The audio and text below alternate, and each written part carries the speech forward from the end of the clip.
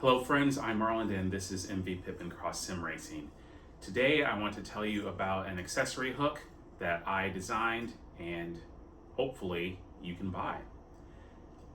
I got some advice from a friend about my YouTube videos. He says, hey, you should come up with a playlist. And of course, if you've noticed, most of my videos are just some sort of terrible, inappropriate pun.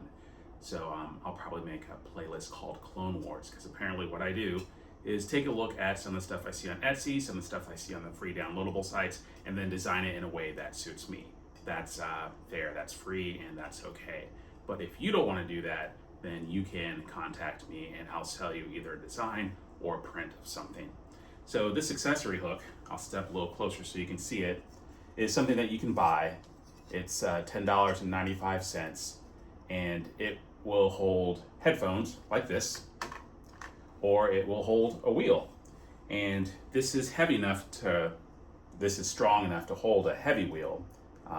All it does is bolt in with M6 bolts, and then you tighten those up and it sits on your profile, and clearly for headphones, no problem. It's got a lip so they don't slide off, and I have mine mounted on the back of my monitor to the profile that supports my monitor.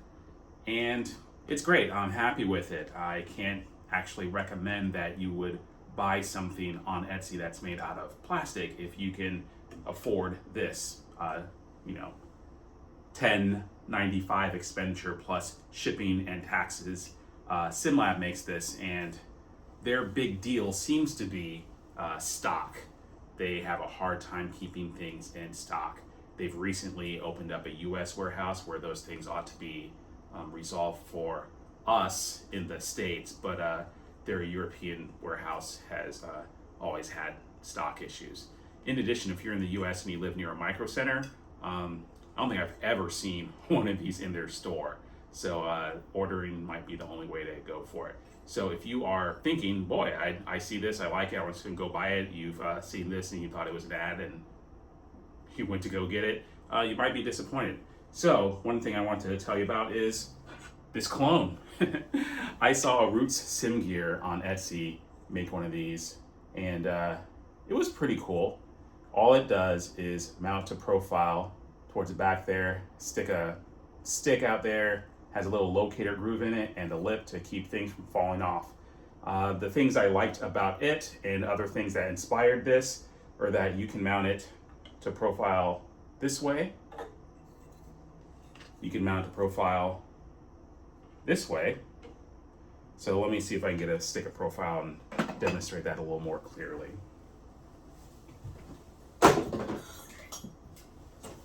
I'm back. So if you have a stick of profile, it looks like this, and you want to mount to this, you need two holes that are 40 millimeters apart. These two holes are 40 millimeters apart. If you have profile that's mounted like this, you can still mount this vertically, and of course you can have profile that runs vertically or horizontally and still locate your device. If you want it smack dab in the middle, that works too. So I think this is pretty much a better solution for this if you have trouble getting this. But one thing that is really nice about this is that it's strong enough to hold a wheel. The way that it is designed distributes the load of the weight towards the back and spreads it out. If I were to take, say, GSI's interlock with interchangeable rims, you may want to store your rim or your wheel back here. And so if you're careful, don't want to break your stuff, you can hang that on there. No real issues, right? I mean, you're gonna have issues if you walk by it and knock it off. And of course that's a bad idea, so you should definitely consider getting something more like that so that your wheel is appropriately stored. So continuing to pay attention to this and to my alternative, M6 bolts, just like this one, they're recessed, so it's a little easy to get your headphone to slide all the way back. And let's go ahead and see if we can show what that looks like in practice. If you're smart or lucky, you have M6 bolts just hanging around in your sim rig.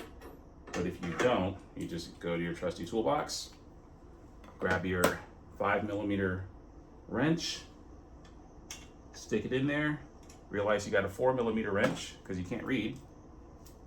Get a 5mm wrench, stick that in there. 1,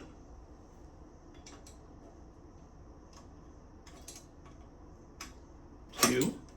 Yeah, so one thing I do like about my solution is you don't have to reach in there with a rounded hex wrench in order to be able to reach things. And this isn't something you're going to be doing every day.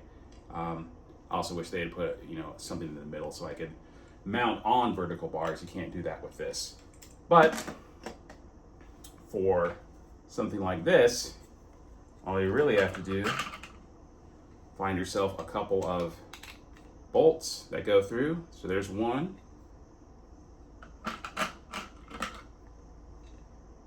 There's 2. And we'll use hammerhead nuts just like before. These are nice because you don't have to really do a lot to get them in the slot.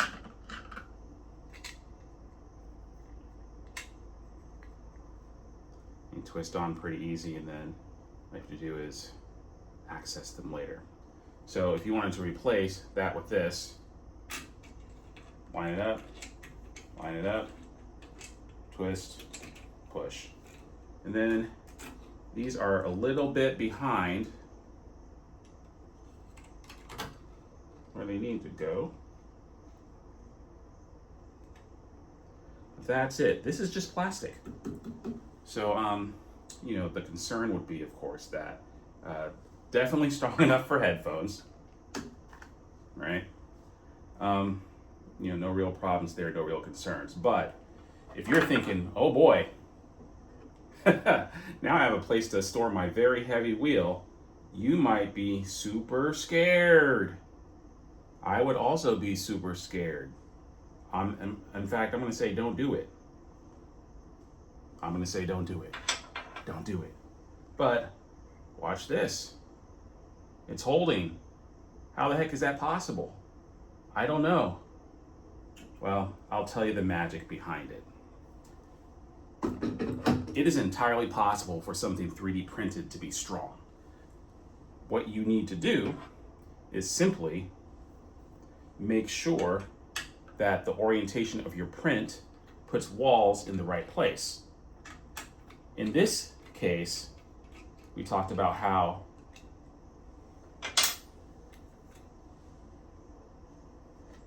this part distributes stress here and spreads it out.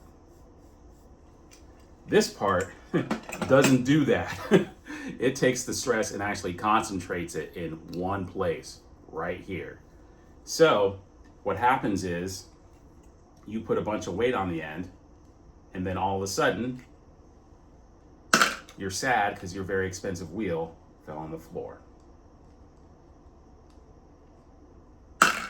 You know how prestidigitation works, right? Magic trick, they tell you, don't look at me, don't look at the thing, watch my hands, not my face, see what I'm doing.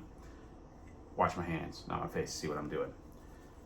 These are my hands, you're putting a bunch of stress there. Normally, if you print something out of PLA, this design, nothing extra special, it would break right here really easily. You can see that mine is not breaking. In fact, I'll try really hard to break it, and hopefully it doesn't. Oh, it did. Now, you want to know how it got to be that strong. You can see in here, it's almost solid right here. Not really strong enough to hold a wheel. Don't do it. But very strong in that what I did after I dropped it was essentially put a bunch of tiny shapes inside here to force walls to be built in here. And of course, you could probably make those walls touch all the way to the sides and make that be a little more stress resistant. But it's a design tip that I wanted to pass on to you guys free of charge. And it's not a secret. I learned it from Slant 3D. They have a print service where you can send things to be printed and built. But yeah, if you are interested in making things stronger and making them yourself, and you're worried a little less about holding a wheel inappropriately, but maybe you don't want to run into your headphone jack when there's not, sorry, headphone mount when there's not a headphone on it and breaking and snapping it off, you're gonna have to put an immense amount of pressure on this before this breaks. So that's just a little tip for you guys and a little idea that I've shared. I think I'll develop this a little bit more and then maybe end up making it something we sell in the store. So hopefully you enjoyed this little tidbit. I think we'll start that little Clone Wars playlist and see if we can come up with other ideas on how to take things from Etsy and take them to the next level. I'll see you guys in the next one. I'm still Marlon at MV Pittman Sim Racing.